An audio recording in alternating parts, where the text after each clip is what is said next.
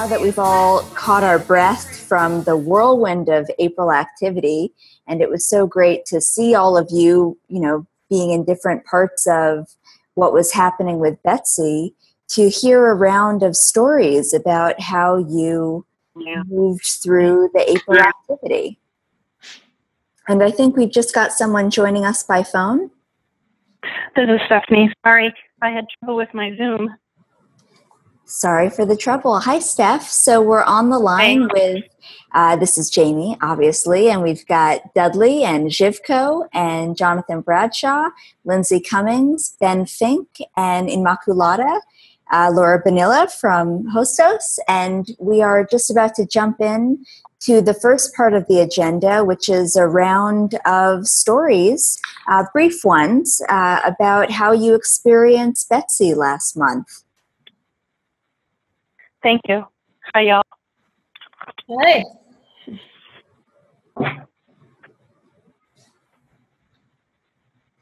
So please jump in, whoever is so moved.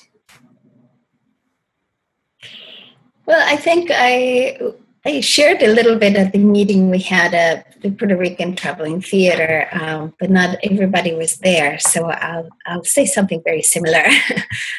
It was, for my students and myself, the opportunity to be in contact with the creators and share the creative experience, to be able to discuss the process and be able to read the script and then finally see the play. It was a very full and very lively, very engaging process.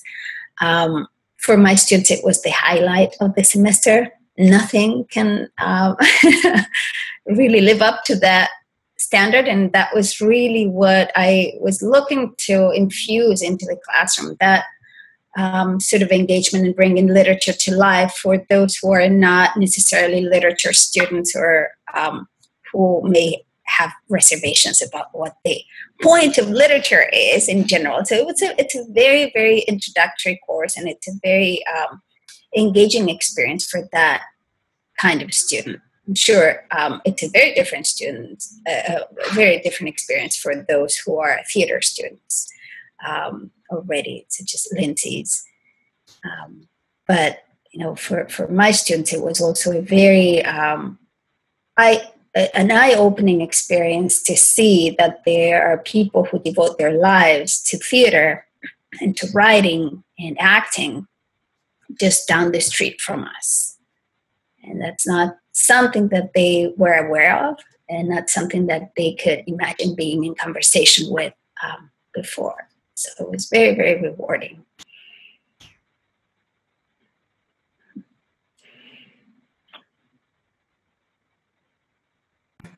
Okay, I guess I can jump in actually, because part of what I wanted to say is in response to both the benefits and the challenges of using this material with theater students. So for those of you who don't know or maybe don't remember, I had a class in Latino theater going on this semester, and we were able to read the play, and we also read a short excerpt on community-based theater from Dan Cohen Cruz, because most of the work that we're not doing in the semester is not that kind of work, and I wanted them to have some background on it.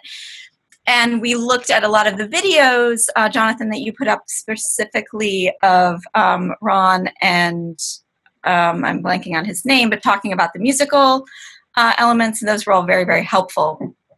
And then I had a small group, just two students who were able to come with me to New York, because as it happened, being late in the semester, students had final performances and projects happening, and the timing was hard to get people down. So the students who saw it absolutely loved it. They were thrilled, and I think it wasn't just that the performance quality was so great, but it was also that the audience experience was really wonderful. They loved being in that different kind of theater where people were willing to sing and to participate. And I'd explained that to them, but it's totally different from experiencing it. But actually that kind of connects to what makes it difficult for theater students. So What's tricky about teaching this kind of work to theater students, I think, is that it doesn't look like most of the theater they've seen and experienced. So the classroom conversation tends to be very much about explaining the philosophy of community-based theater, the process of creating the work, and they love it, they're engaged, they have tons of questions, but because they have tons of questions and they have a really hard time imagining what the work looks like, they spend most of the class asking me to explain it. And it turns into the kind of classroom experience that I hate the most, where they ask me questions and I answer them. So it's either me explaining how a production that I've seen looks or how I think it might be staged or giving them examples because their theater experience is so conventional. So in a way, it's actually easier sometimes when I teach this kind of work to non-theater students because they have no expectations whatsoever for what theater should look like. So we had a great conversation, but it was hard for me to keep it from slipping into that realm of let me, as the professor, now explain community-based theater to you, which is where all of the things like videos helped enormously. And I see from the list of materials that we have some full production videos that I'm excited exist, and I hope we can think of some way that they remain accessible to those of us who want to teach it. I know you don't want to just put the production out there for everyone, but that's my experience.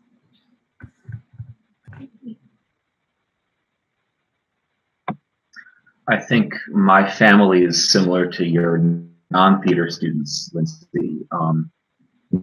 Didn't go in with a lot of expectations. I think it was successful because we built that trust. These are people we've been working with all year, a few of them for several years. And so really we say, hey, we're all going to get on buses to go to New York to see this weird show. There's like, okay. There's not a lot of resistance, a lot of trust. It helps that it's all free and foundation funded, about which more in a second. But I think, right, I've said before, I think it was a tremendous experience for them. I think there's definitely a couple of the more broken families in this program that spoke a lot during the talk back in a way that probably was, a different experience for a whole lot of them, gotten a lot of great feedback. I think the challenges have been, first of all, Jamie and I have talked about this. All of the challenges is in the way the program is structured. So there has not been a good moment to do a story circle. I've had informal conversations with a lot of them, and hoping a couple of weeks there will be. It's so event-based, and we're making so many asks of them. It's just felt so awkward to ask them to do something else. And then the other thing is they're right, because of the built-in capriciousness of foundations. They say, well, now they've gotten into local county economic development. So next year, everything has to be within Salem County. So could never do a trip like this again because that's putting money out of Salem County, which is obviously not worth doing. And so, which isn't to say that we could never do something again like this, but it just raises a lot of questions about how to make the work sustainable. But I think as an experience of theater, especially the talk back afterwards, which I think Rosalba and I were sharing our mutual dislike of talkbacks. But the thing that we did was so unlike a talkback and so much like a collective discussion. I love their blonde short man. We showed up. It was hanging out at the back of the hall. It was, I think, as a first experience of quote unquote serious theater for a lot of them. Just thinking, Lindsay, again, it's the opposite of your students. I think it was an experience of what theater could be and what we want theater to be. And like, honestly, if they see more theater and they're always measuring it up against what they saw at BETSY, I think that's fabulous. I think that is a win for theater in the world. Yeah, I just want to add that it's not that my students are opposed to it. Once they experience it, they love it. But because of how they're being taught in so many of their other classes, and because they don't have very much access to it. It's the initial presentation of the material. If I could have only brought the students to see the show, there would have been no issues. It would have been fabulous. Trying to talk, and I face every time I do community-based theater in a classroom, trying to talk about the work, because it's generally available to you only as maybe an outline of a script, or you have a little bit of a script, or it's really hard to tell because it's so devised what that script would look like on stage, that they just spend most of the class asking me what it looks like. Yep. No, and I said this to Janie and Dudley, that I generally find reading scripts hard, but right with a show like this, it was just there was much more room than usual between what was on the page and what was on the stage. And I agree, Lindsay. I think it's inherent to the genre and fabulous, and one of the reasons why I think all this documentation is so important. Because you can't just give a bunch of students a script and expect them to have the experience we want them to have.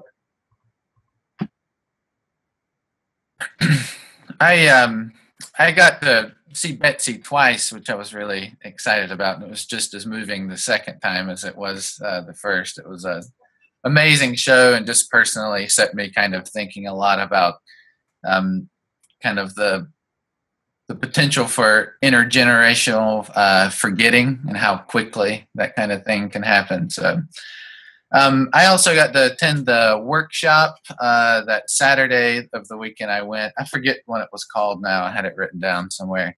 But which was about digital documentation and circulation, and then a smaller conversation. I was really, because I'm not in theater, I was really kind of, I don't know how to say, like, surprised, I guess. Because I think part of what is so interesting about what's happening around Betsy is the documentation of your knowledge of making a play in the kind of collaborative way and community-based way that I know Roadside's work originates from, and Pregones. And that seems to me like a really productive knowledge that other people could use in doing their own kind of work. And I was really surprised by especially the theater students that showed up, how resistant they felt to learning from someone else's process. And I didn't realize, it seemed like there was this value on the individual creativity of an individual artist, and they seemed really confused or resistant about learning from someone else's process, which has been kind of a challenge that's been rolling around in my mind, because that's the kind of stuff that y'all have been documenting and creating, and I'm trying to think about the best way you can put that out. So anyway, that's like an interesting kind of difference in the kind of process that y'all are doing, and I think advocating for, and that maybe other people who maybe come from more conventional kind of playmaking background. I don't know. I'd be interested, especially Lindsay, your students are asking, like, what's it look like, you know? And there's all this media now, like, this is what it looks like. What kind of framing, how could that be framed in a way that would be useful? I may be jumping ahead on the agenda, though, when I should be telling a story. I don't know. But anyway, those are just some thoughts that initially kind of jumped in my head.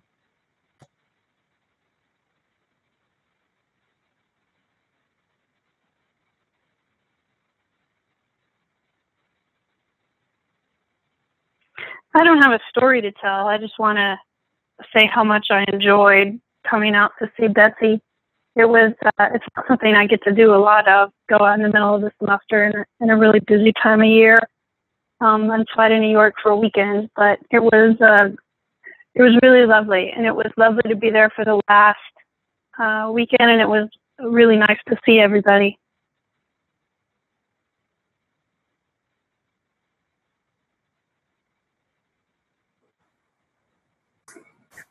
I agree. It was great. Well, I'll jump in with my two images, less than a story. One is that we brought these faculty and students from Wisconsin, University of Wisconsin, Oregon State, Ohio State, and Cornell for this 2-day workshop. And one of the students, a couple years younger than me and fancies himself, a pretty hardcore activist, came back and really railed against the play because he thought it was too soft on the issues and wasn't taking on, why these women were in such hard circumstances. And I thought to myself, well, that would be, a pretty tough play to see on Broadway if it went any more to that kind of meta-analysis that he felt like it was missing. And I'm excited to think more about then the conversations that we had on that Sunday with the Scholar Circle, with many of you there, was really about how do we understand change and what kind of change the play was trying to make. And then my second image, aha moment, was really distinguishing how to change the canon. It's not just the actual plays of American theater, but it's inserting a different kind of process, and how hearing students from Virginia Tech who were part of that circle saying how hungry they were to understand different ways of making theater. So that's it from me. How about over to you, Z and Dudley? Well, for me, it was just a privilege to be able to record all of these talented musicians and actors and just work with you all. I realized this is something that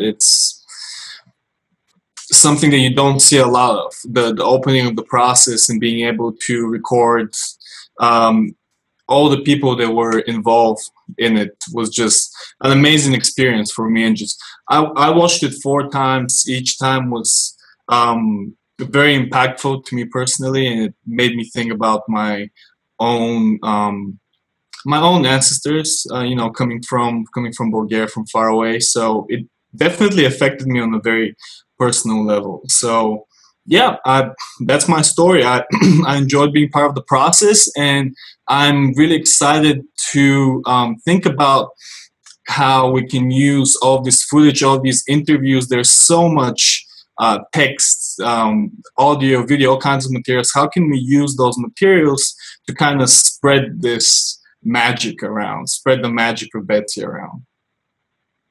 And I'd just like to add, Jivko, I'm really happy to see you in front of the camera today in this conversation, because it was great to meet you in New York, and you're so often behind the camera. So thanks for being here.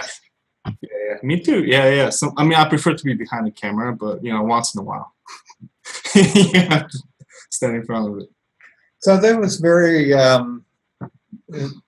Just hearing your all's comments, there's a lot to just think on from these comments this morning, informative comments, I think. And one of the things I'm thinking is just one of the highlights of the experience for me, and I think Pregonis as well, was the audience. So who's in the house is really, really key. And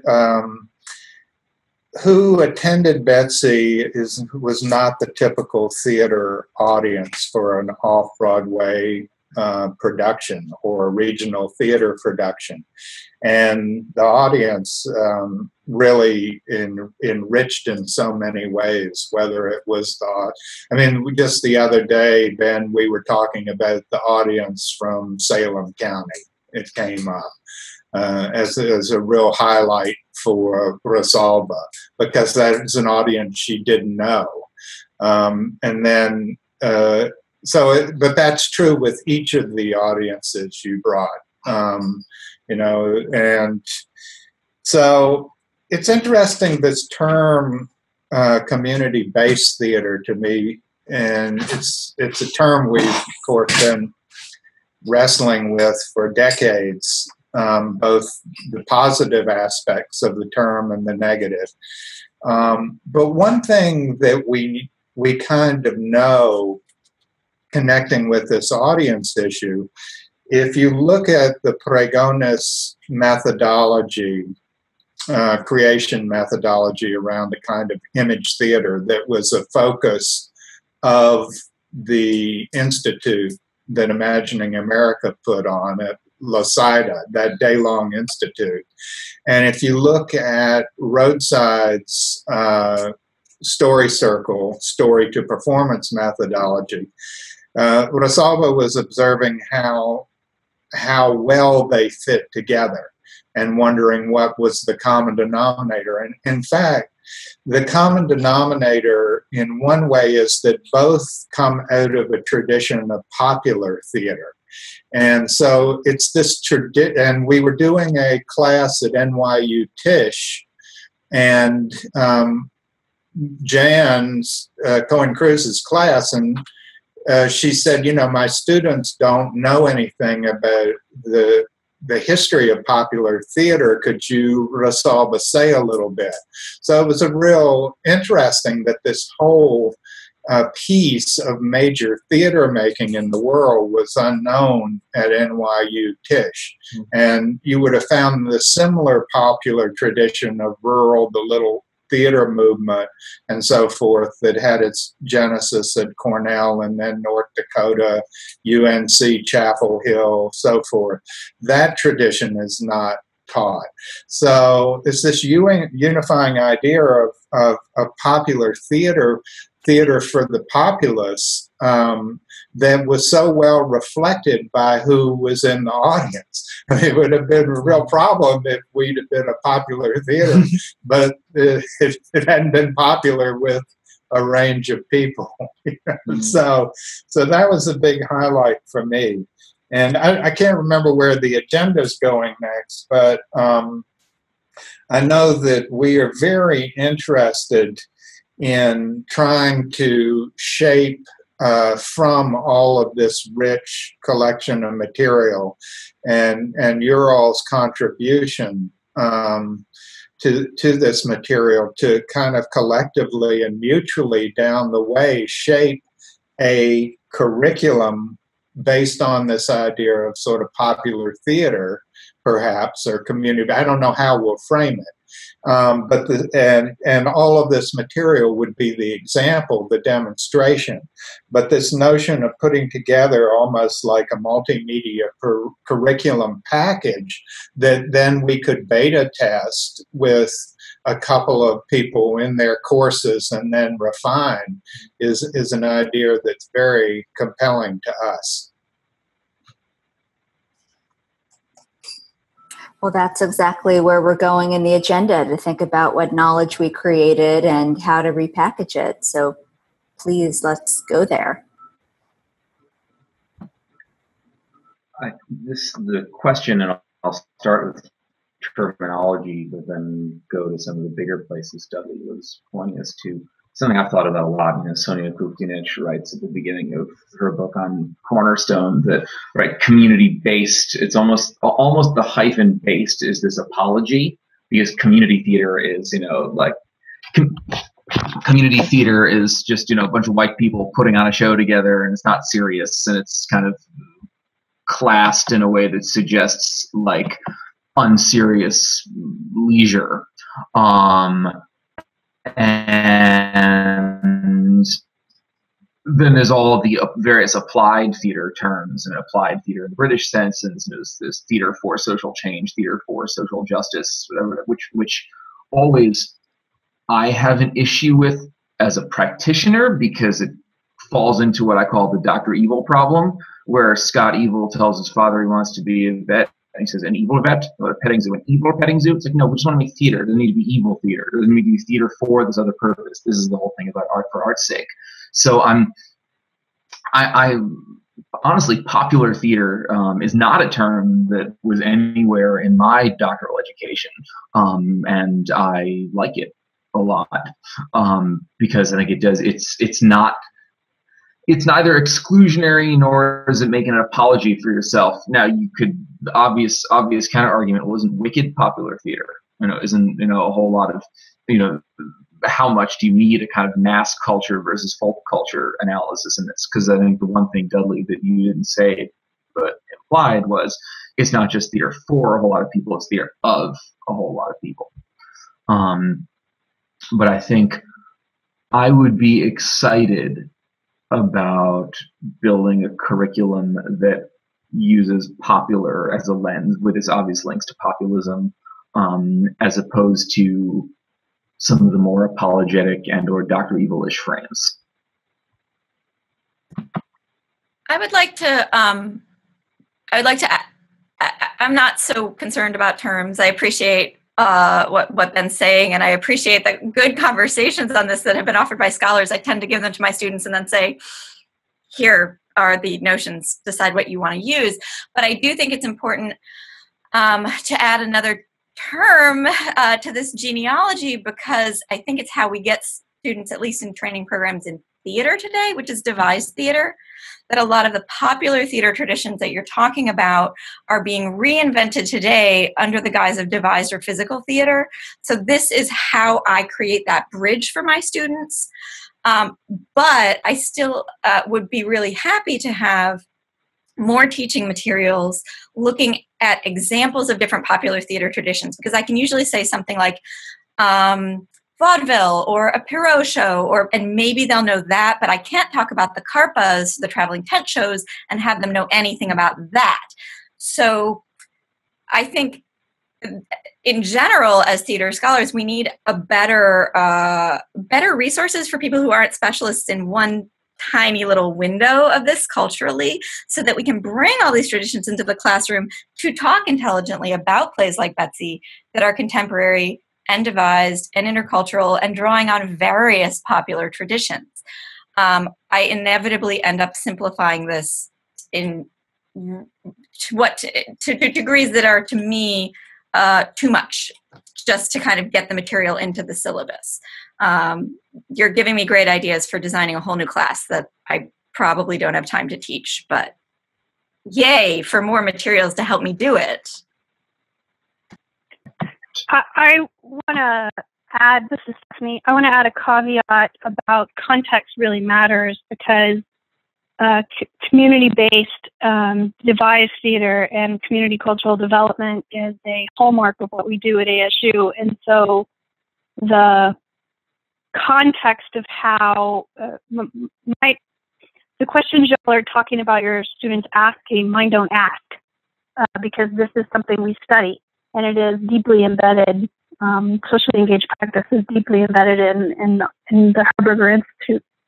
But as far as how these materials become useful across institutional context and can also address some of the larger questions, I was pondering, Jamie, when you sent your email out, that it seems a useful idea would be to take some of these tensions we talked about, the story of the student who said, I don't want to read about it before I go to see it because that'll ruin it, and the kind of mythos of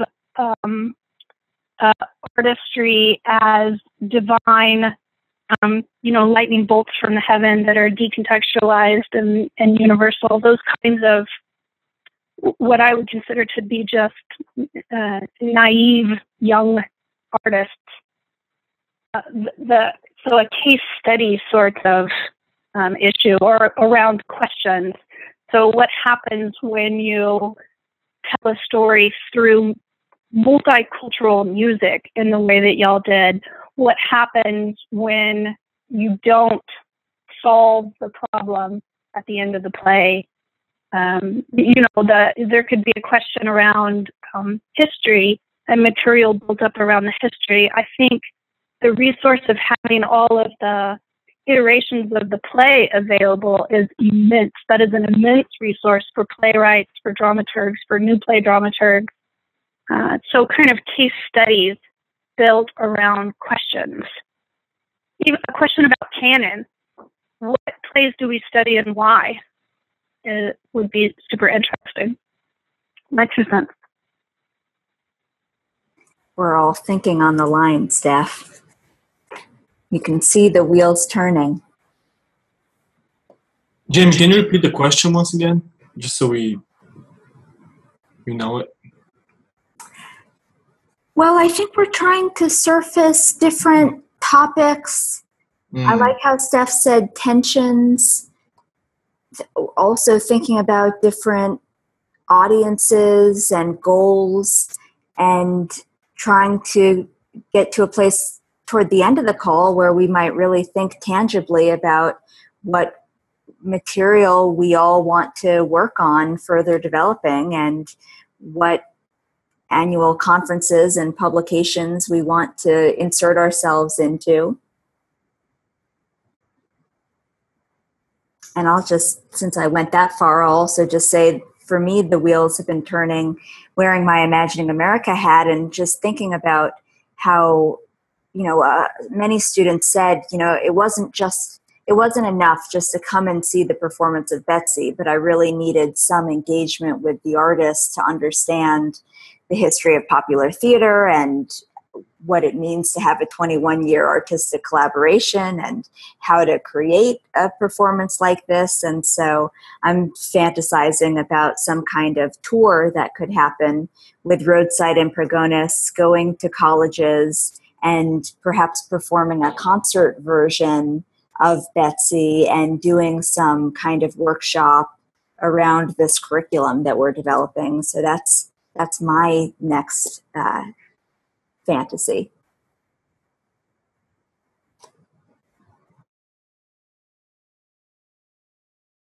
And Jamie, you said there was some traction on that, on putting this traveling show together? I'm sorry for my video going in and out. Go ahead. Yeah, I mean, it's something we're definitely thinking about. But Stephanie, I wanted to ask you, since is sort of part of your the context for your course, for your department, and sort of in the DNA, if you will, is community cultural development, devised theater, community-based. So it's a context for all your work there. Does that lead the students and your department to collaborate outside the borders of the department? I'm just curious, does it then link you to anthropologists or the folklore people or even the archaeologist? I think it depends on it depends on where people's connections are, if that makes sense. And so, for example, one of my colleagues just got a big math grant, and she is working with several of the northern tribes, predominantly the Navajo Dene, on kind of land-based storytelling. And so there's an undergraduate who's been doing devised work with mental health populations, who's working with a community organization that provides mental health services, among other things. So the connections are deep, but also tend to be project oriented unless they are specifically grant funded. So the answer is yes, but it's all over the board.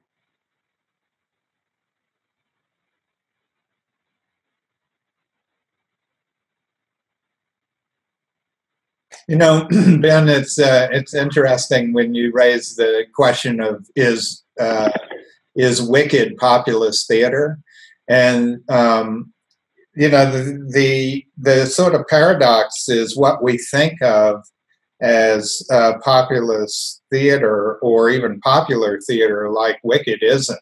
It has a very narrow demographic attendant. In fact, it's the same demographic that attends regional theater, which is essentially about 80-some%. Last I looked, 81% from the 15% of the wealthiest people in the U.S.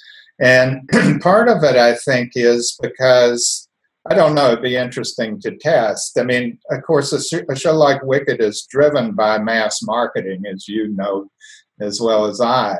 So it's a mass marketing phenomenon that. But I know that of course, a lot of people can't afford it, and then I'm sure that there's some amount of people who can't afford the message of it as well. In other words, I'd say a lot of the people probably, or some of the people from Salem County who came in your group, if they're like people here, they're just a little more serious about their circumstances, or their circumstances make them be a little more serious about what they do with the little extra maybe or extra money they have, to be more intentional.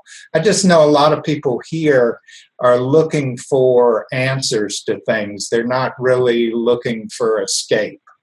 They're looking for parts of their identity to be reaffirmed. They're looking for opportunities to participate, to have a voice in a cultural event. They're not a kind of escapist. It's just something I've observed, and I've never tested it. I guess P.T. Barnum said you can convince anybody, right? With if you pitch it the correct way, but right. I mean, it's interesting. A few things. I think my point about Wicked was more thinking about, right, like just by sheer number of people that go to see it, right? It's very popular. But what you're saying isn't right. You need to think about class and the kind of people. And then I was about to interject with some kind of cultural studies cynicism about, people don't necessarily know, so they can't afford the message. But then I was thinking about, we saw, admittedly a high school production, but a pretty good high school production of Legally Blonde a couple months before we came to see Betsy, and people did not have the same reaction to it. That's for sure. And they're not talking about it. Yeah, I had no conversations with people about that show, with the possible exception of, songs that were stuck in their heads. But the experience coming to see Betsy really did, it affected in a whole different way. I think the other thing I'd want to add, another variable I'd want to add is about access. I think one, if it's not hard to find out about Wicked, right? It's on TV, it's on the radio, it's on ads. Betsy, you had to be in certain places at certain times to find out about. And so, certainly the tickets were less expensive. And I agree with you. I think the message, once you're in the theater, it's a far more profound and sort of necessary experience for a lot of people. Just right, but how to get that word out, given that we don't have a Disney-sized marketing budget. I'm going to have to disagree with this conversation. I think that the slide between populist and popular is tricky, and we don't want to under-theorize it. The people as a term has been used both to describe all of the people of nations historically and also the poor and underprivileged, and the slippage between those two is enormous. And I do think we have to be really careful about it. I also think we have to be careful about assuming that something like Betsy embraces more people. I think it embraces different people.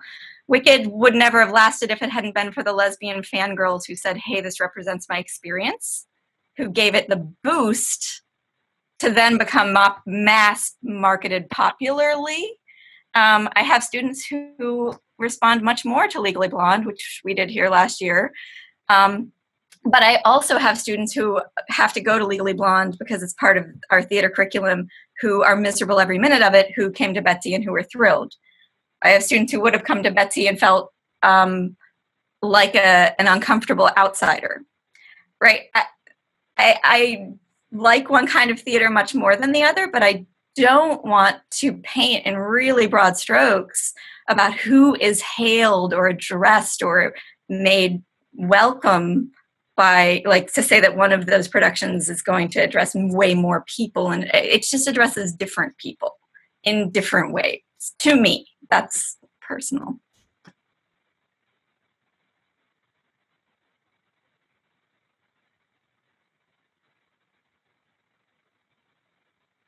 I'm sorry, I lost my connection, had to move, so I missed most of that, but I think I get the gist, but I'll wait to catch up in the conversation. It's fine. I was just on a little bit of a rant about being very, very careful about how we use terms like populist, popular, and who are the people when we use that term, because they've been used very differently for different political ends in history and in right. What I heard Dudley saying is just that there are demographically, there's a certain homogeneity of people that go see even the most popular Broadway shows. But no, I agree with the larger point. Since we're at the 15-minute mark, I wonder if we might pivot to think about first the immediate opportunity of the Imagining America conference issue that is inviting proposals for multimedia submissions, and the October conference. And Immaculata, would you be up for sharing what you're thinking about in terms of the opportunity, since you know the audience so well? Well, in light of this conversation, I really would love to think through two different things come to mind.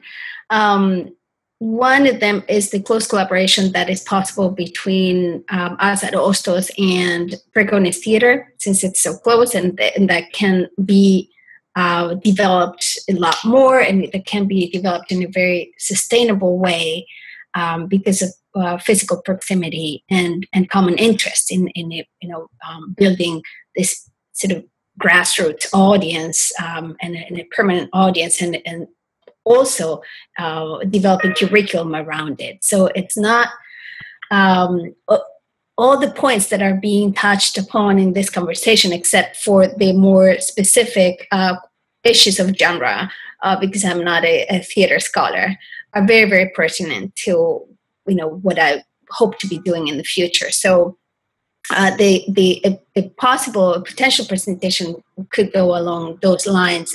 But I can hear in this conversation something else. I can hear something that's that connects curriculum to theory in the field of theater studies. Which I don't feel part of, and I'm delighted to be learning more about, but it's not something that I would feel so comfortable participating in. So I think as a group, it would make sense to make a decision as far as what a possible presentation or a possible article or a possible curriculum would look like. Since we don't have unlimited time, it would be awesome to be able to feel something concrete, can be delineated a little bit in terms of what we would expect out of this collaboration, out of these conversations. Again, as far as I'm concerned, anything along the lines of pedagogy, of community engagement in community college, of course, would be of great interest. And anything that reflects on the engagement of students with the creative process would be very interesting as well. And again, I'm very happy to be learning more about theater and about popular theater. I would be very interested in helping, and also in of course, benefiting from a curriculum on popular or populist theater as it applies to Latino studies.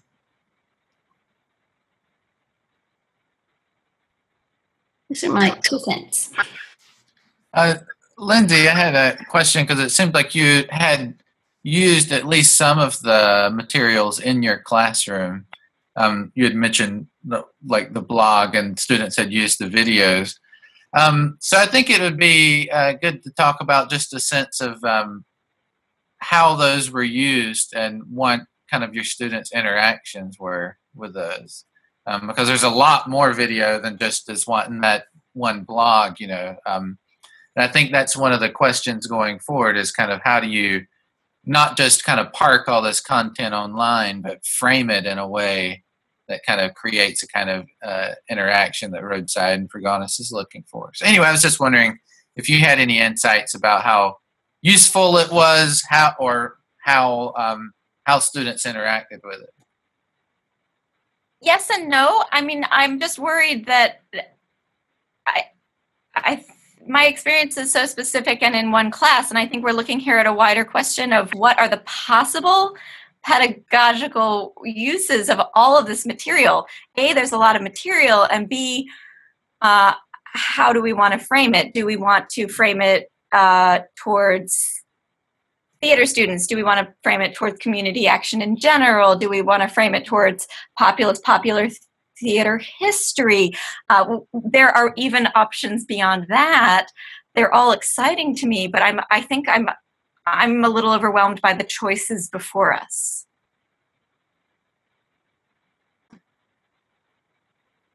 Well, it seems to me, yeah, I think that's a good point, because audience is really important here. Audience for the play as well as for this material is really important. I had something to say and I just forgot what it was. I'll mute until I remember what it was. Sorry. Sorry to waste your time. Well, one of the things that interests me, I think you can really hear it in this conversation, is the common denominator for the conversation is this BETSY experience, but each of you come at it from a very specific set of orientation and circumstances. And I don't know, maybe as just a first step to articulate those various perspectives, I think might be really interesting, because I mean, it's varied, as you say, Lindsay, it's very different, but I think maybe that difference would be interesting to people. And, you know, I don't know, that just seems compelling to me, you know, to almost in the, and not in some necessarily exhaustive way, but more in the way we've been talking about it here on this call, sort of the highlights and the issues, and, you know, what happens when you are teaching a course that is, as you said, Lindsay, for generalists who, you know, who have no way to imagine what the play would look like, since they haven't ever seen anything like it. How could they? Anyway, I just think just the different perspectives is pretty fascinating. And then, Jonathan, you're really coming from a very different, you know, place altogether. And I don't know, I find that interesting as a article. Yeah, I think that would actually be really attractive to public. Say if there were, you know, 3 or 4 or 5 of you that wanted to take the same content and show how you can reframe it for different audiences within higher education. Public would publish, you know, the curriculum and the media side by side, and it would be so interesting to see the different frames.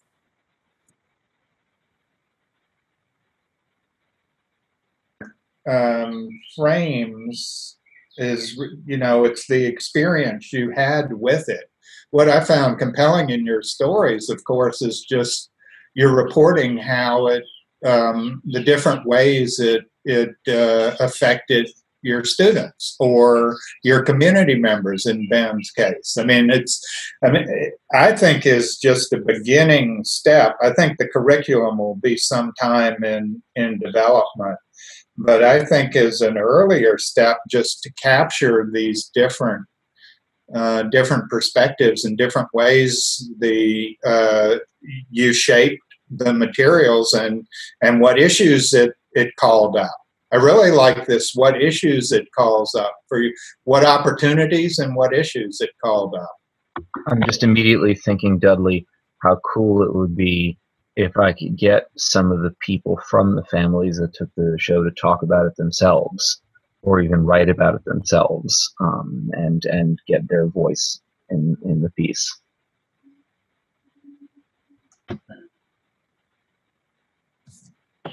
Yeah, along those lines, I really like what you all are saying, especially the the idea of capturing the different experiences and the different previous experiences that students and us as scholars have had with materials such as what we were presented with BETSY. Perhaps a way to begin focusing the conversation would be to prepare something for the conference that will allow us to have a public sort of roundtable or conversation. I forget what the specific formats for the conference are, but I think there's usually a roundtable format. And I think that would be really interesting to see what feedback we get from others that might participate in that conversation, and then take it to the next level to refine and talk, think more in the terms of an article. And then if an article moves towards a more specialized sort of discourse and thinking about theater, then maybe some people can participate more than others. If it moves more towards the issue of participation in audiences and pedagogy, then other people would be more interested. But at least capturing those perspectives, as Studley's suggesting, in a public conversation prior to committing to an article, I think is really interesting. Here's one thing I feel like affects this. There are or are not plans to have some kind of performance of BETSY at the conference? There are not. Okay, well, I feel like maybe I was hearing that wrong. That at some point there was, because if so, then obviously it's a very different kind of roundtable. It's about this thing that we all, because I don't know, I'm thinking about, for me, conference presentations or articles that I want to read. If it seems like here's a bunch of people and what we did over here with this thing that I was not involved in, that's less compelling for me as an audience member, as a potential reader or participant. And so really I'm just thinking about a frame. So how, if we're not all at the conference going to have a collective experience of seeing this, what is the larger question or concept that then our experiences at BETSY could be a case study for exploring?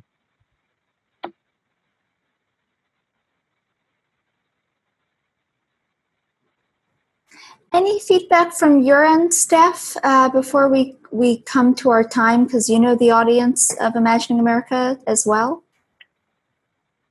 I think that the article you suggested for public is super interesting, and I do think that that might be interesting beyond. I'm just trying to think of the theater. It seems like theater topics might be a good place for that article. I'm not 100% sure how many theater people actually are familiar with public, and while they should be, that doesn't mean they are. So Theater Topic, which is the journal that negotiates pedagogy in higher education, I think a roundtable at the conference is super interesting. And then topic-wise, I think people would be interested in just the process and the way in which a scholar circle is. Imagining America is about the integration of communities and scholarship. Talking about that might be a framework where you could touch on all these other things. It also might give you a frame to say to that group of people, where should we look to with all this material that might have answers beyond our narrow understanding. Thanks. I'm just going to raise a practicality issue. I'm very interested in participating in all of these things in any way. I will probably have an institutional funding issue for attending Imagining America just because of the number of other conferences I'm already committed to in the year. I'm going to try, but I don't know yet that I can. Any last comments before? Or matter we can.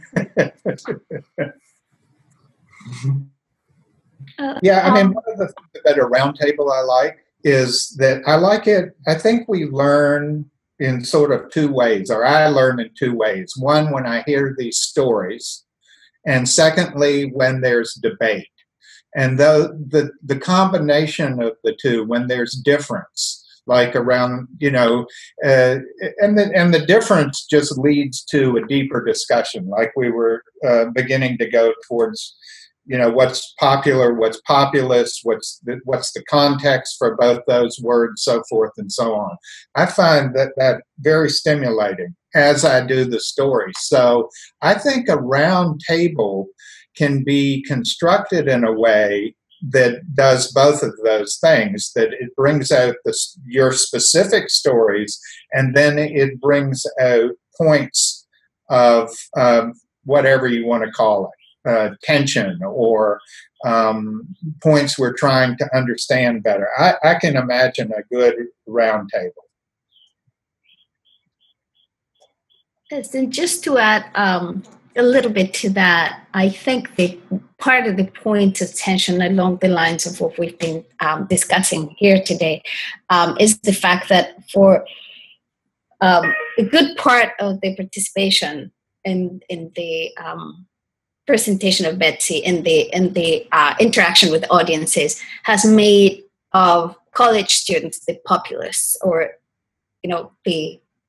one of the primary audiences. And that's a really interesting concept for me to think about, how the popular or the, a primary audience in this popular theater, or however the creators define BETSY, has been, college students, and what that might mean. So that just one more little element to add to the conversation and the discussion and the debate, right? So I think if we keep thinking about those points of connection and those lines of discussion, we can have a really engaging, sort of public conversation, for not just for ourselves, but also for other people attending the conference. Great. Well, thank you all so much for making the time. Please share any more reflections and actions through our email, and we'll keep on. Sounds good. Thank you, Jamie. Thank you, everyone, and thank you, Jamie, as always, for keeping us on track. Thank you, Jamie. Bye, everybody. Thanks, y'all. Thank you all. Very good Bye-bye. conversation. Thank you.